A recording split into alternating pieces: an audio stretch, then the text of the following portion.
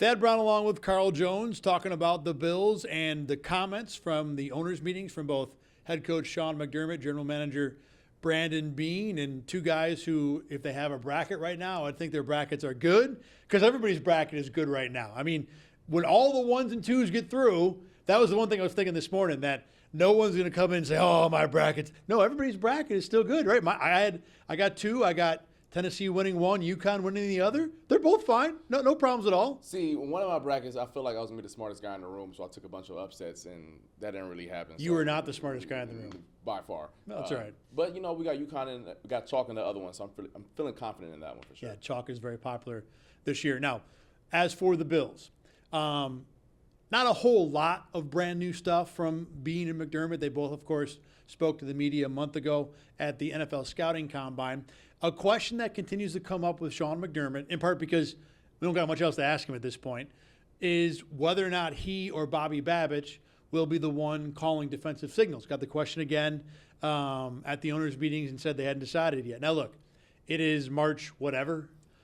They don't play a game for almost 6 months. They don't have to decide this for a long time. Remember last year, McDermott didn't really announce a decision on it until the very end of the preseason. So there is no hurry in this case. But, you played corner at Syracuse at a pretty high level of football. When you think about who's calling defensive signals for your team, about when does that decision maybe not have to be made, but certainly you got to pick a direction. How much time do you need to go with that direction to be comfortable enough for week one? I imagine for the Bills' schedule, I would say around June. That's around the time where they'll get into mini camps and things of that nature, because you kind of want a feel of what your defensive coordinator is going to call. Now, obviously, Babich and McDermott come from the same tree, so they're not going to be drastically different on maybe what they believe in.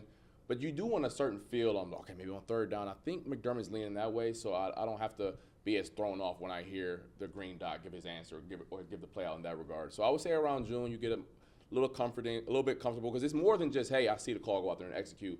You're trying to anticipate a little bit, so I'm thinking, all right, here we go, down in distance. I'm going to anticipate this play, that route combination, all that kind of comes together. So I would say around June, 2 or 3 months before the season. I'm not going to lie. That sounds really early to me. Like, I really think, and not to knock the things you're talking about with having a feel and trying to anticipate. I get why all that would be important. But I really feel like you could figure that out midway through training camp, week one. Like, you can. And obviously, what we're talking about here are different things. I think what you're saying is when you would want to have that figured out, and I'm going to talk about when you can. But give me an idea of maybe how much of an advantage or a disadvantage it would be if you do take it into August or even into, the very end of August to the end of preseason. So I'm going to give you a specific example. Say Bobby Babich is a guy who loves man coverage, right? As a cornerback, it's 3rd and 6. I'm thinking about man coverage, balls on that far hash. I don't even got to worry about the call. All I'm thinking about is hurry and get the signal in so I can just run out and grab my guy. But if you don't really have a feel for your DC, you're kind of like, oh, man, like the receiver, the offense already has you beat to a certain extent in terms of getting out to the huddle, right, or getting out to get lined up. So I'm not going to say, like, you're at a huge disadvantage by getting it during training camp. But I know in college, spring ball is in April and May. So, like, that's when we got our stuff, and that's how you got familiar. Obviously, the NFL is a totally different beast.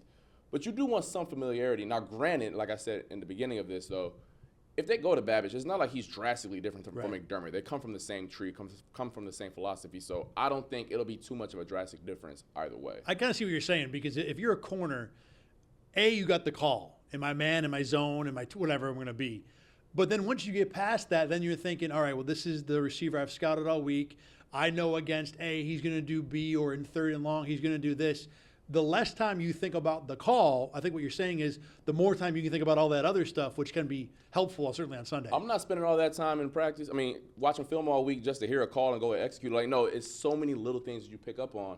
So make sure you get the call quicker, and just anticipation, all that stuff matters. All right. The other, I think, major story from this weekend, maybe the only major story, Brandon Beane. I guess there were a couple major stories. I didn't say the only one, but the one I want to talk about. Brandon Beane was asked about the type of receiver the Bills might look for. At least he got into talking about it. And he spoke on a few different traits. The thing that seemed to be picked up, or things that seemed to be picked up on the internet, was versatile, being able to catch and run after catch. Now, look, as we talked about earlier, when it comes to versatile, the Bills want versatile in everything. I mean, if they find a quarterback out there that can punt, Josh Allen might be on thin ice all of a sudden. So versatile isn't exactly a shock when it comes to the Bills. But after Brandon Beane said able to catch, run after catch, I think he also added in, and I'm surprised that the internet kind of took off with those two things, an ability to kind of offset what we already have, to allow Joe Brady to give them more things to do. And I think those are the things that really are what the Bills probably are going to be looking for in a drafted receiver, because when it comes to being able to catch and being able to run after the catch, rack, yak, whatever you want to call it, they already got that guy in Curtis Samuel. And frankly, Khalil Shakir is that guy. Dalton Kincaid is that guy. Stephon Diggs can be everything, but he can be that guy. So why do I want another one? There were the Twitter reaction was, oh, Ladd McConkey, come on down. And look, I like him. I think he's going to be a good receiver, but I want no part of him in Buffalo because there are too many things he does that mirror what Samuel and Shakir and even Kincaid do. When Curtis Samuel got signed, I think everyone, after the initial fact that they signed a receiver, everyone was like, oh my gosh, they got one of those guys. But once you got past that initial thought, you're like, wait a second. He kind of is a duplicate skill set to what the Bills already have. Dawson Kincaid, Dawson Knox, Khalil Shakir, in terms of where they operate on the field. So when you bring in another guy who's a primary yak guy, a guy who you're going to like, man, just give him the ball and let him go to work. Now we're having a bunch of guys in the same parts of the field, and now it gets a little, I don't want to say congested to a certain extent. And once again, any offensive coordinator is going to take talented guys. He's going to be, I don't want to say stubborn, but he's really confident in his own abilities. He's going to figure out a way. But you still want to make it easy as possible on him. So I think in order for the Bills to take the offense to the next step, they do need to target a guy who stretches the field vertically, not horizontally. They got enough of those already. You probably need to search a guy or go after a guy who can stretch the defense vertically, take the top off the defense, and help out some of those underneath guys. Yeah, two things about that. Number one, if the GM says he wants something in the draft this time of year, don't believe it initially. So, again, for the internet to react kind of with, oh, Beane said this, they must want this, it could very easily be a smokescreen, to where we're going to put out what we don't want and hope somebody trades in front of us chasing that guy, and then we get our guy. But I'm totally with you. We've talked about this a couple times with this draft. This can't just be add a receiver to the mix for 2024. This probably needs to be this guy can be our number one down the road. And look, Ladd McConkey, I like him. He's probably not a number one in the NFL. Malachi Corley, another guy. He's not going to be a number one in the NFL. But guys who can be. Brian Thomas Jr., field stretcher. I don't think he'll be there for the Bills. Xavier Legette can be that guy, I think. A.D. Mitchell, I'm not a fan, but he can be that guy. So the good thing about this draft for the Bills is they are Keon Coleman, so there are tons of guys in this draft who can be that field stretcher and that number one. And the idea the Bills are looking for something else, to me, it just is kind of ridiculous almost. Yeah, I saw it, and I'm just like, yeah, they've been saying for months how much they prioritize two things out of the receiver room. They want to get faster on the team, and they want to get better after the catch. So when I read it, I was like, yeah, I'm hearing it to a certain extent, but they haven't said anything really different than what they said at the end of the season after the Chiefs lost. But listen, they're going to have their pick of the litter, and there's so many guys, like you just alluded to, who fit the bill of what they actually need. A guy like Malachi Corley, all these darn names. There's like 20 of them in the draft, the first 2 days. But Corley and then Ladd McConkey, I don't think those guys are really going to be the fit for what they need going forward. All right, the other major thing that happens in the owners' meetings every year is the rule change stuff. Competition committees recommended a couple things. I want to get into kickoff for a minute, but I know the hip drop tackle is something that is near and dear to your heart. When I say near and dear, the idea of taking it out, you hate it. And look, I get it. I also understand the need for player safety, and I respect that part of it, although, the NFL chasing player safety is kind of something that's hard to believe by itself. But lay out for everybody why you think removing the hip drop tackle, despite the obvious safety benefits it could have, is really bad for the league. First off, I do want to say this so you don't think that I'm just like a hater of the rule. I get it from a business perspective. The NFL is gonna know that guys like us are gonna watch football regardless of what's going on out there. We're addicted to the sport, right? So they're trying to get the casual fan, and the casual fan is obsessed with scoring, offensive stars, things of that nature. I get it wholeheartedly from a business perspective. But as someone who has been out there and has use this hip drop tackle thing. I never called it hip drop on my, like, what? What are we doing here? What did you call it? A tackle. I got him to the ground. Fair. But the reason why it's difficult, especially for someone like myself, I was always the smallest player on the field, especially when you get to college. I'm 190 pounds, right? So when I'm tackling guys like a bigger receiver who's 220 pounds, a tight end who's 250, or even though some of these big running backs had to go up against A.J. Dillon at Boston College, all these guys are massive. And if you expect me to go Oklahoma drill, form tackle these guys, I got bad news for you. I'm going to end up on my back like I did a few times. So the way that I'm going to get those guys down is by any means necessary. There isn't any rule where you're taught to play defense where, hey, thud a guy up, form tackle, head to the left, wrap and pull. How many times as a defensive back are you in that scenario? Very rarely. Like, how many times is this guy going to allow me to just go head up and tackle him to the ground? That never happens. To be fair, though, to that point, the sports and football at every level has already taken out spearing. That was done decades ago. So you can't use your helmet. So they already started by saying you can't do this.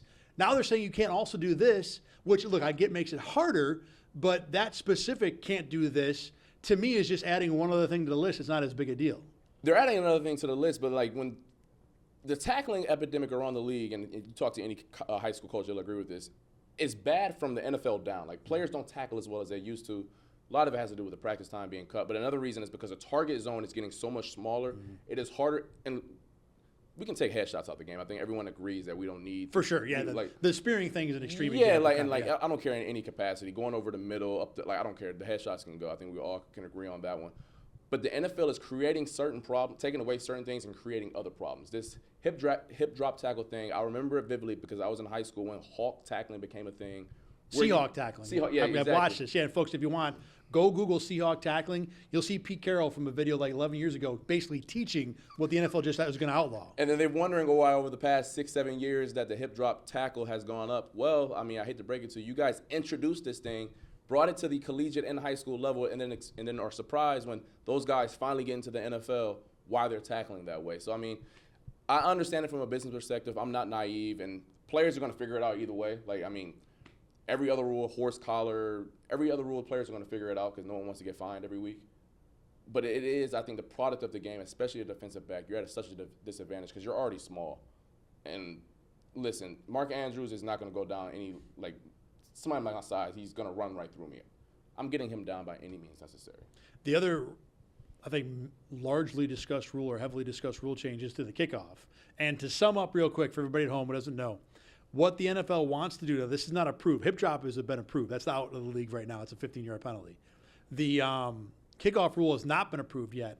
The proposal is that the kickoff coverage team and the return team will stand 5 yards apart at the 40 and 35 on the side of the field of the team receiving the kickoff.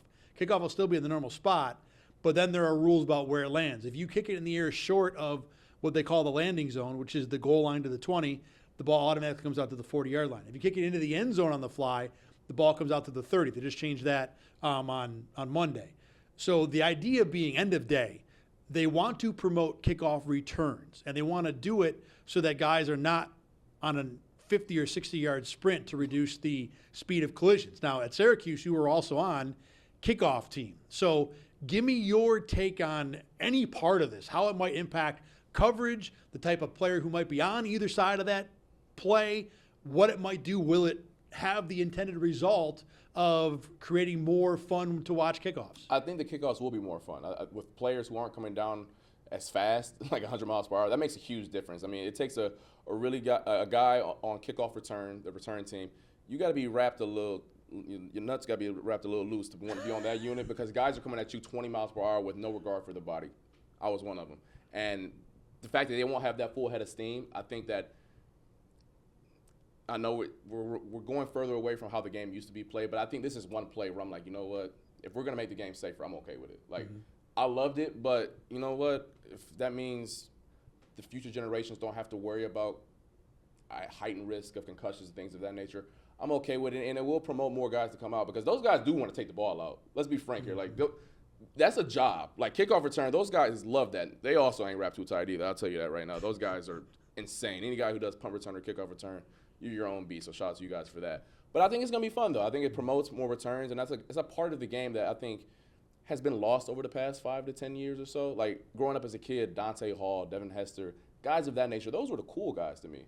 And that position has literally been phased out. Cordell Patterson was another one. So I think the NFL is doing their best to try to fix a play that they've taken away, and I do respect them for that, man. You know, it's funny, listening to you talk about that, my take on this has always been, was cool with the idea of, okay, kickoff return is not a play anymore. That's fine. There are so many other good plays. I'll spend the 5 seconds watching a ball sail into the 4th row of the stands and live with the fact that it's gone and didn't really care. Like, it didn't bother me. And then you kind of brought up Dante Hall and Devin Hester. Like, oh, yeah, those guys were fun to watch, weren't they? So, look, I'm okay.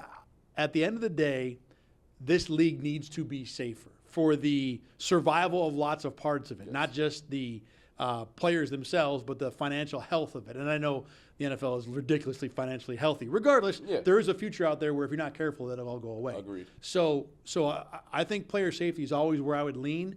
But if they can do this and bring the kickoff returns back, then cool. Sounds like fun. I agree. When I heard it at first, I'm like, oh, I don't like it. But the more I thought about it, I'm like, you know what? If there is one play where we probably don't need somebody running down 20 miles per hour and just banging into someone's head just because it's cool to do. All right, so we'll see where that goes. I think more likely than not, maybe not this year, but next year they will approve that rule, and we will get our kickoff returns back. All right, later on this week, we're going to talk about where the Bills are free agent-wise and in terms of their short and long-term future after what they've done here through the first couple weeks of free agency. As always, you can watch these videos on 8 Sports Extra. You can find that clicking on RochesterFirst.com. Go to Sports. 8 Sports Extra is there. Also on YouTube as well. For Carl Jones, I'm Thad Brown. We'll see you next time.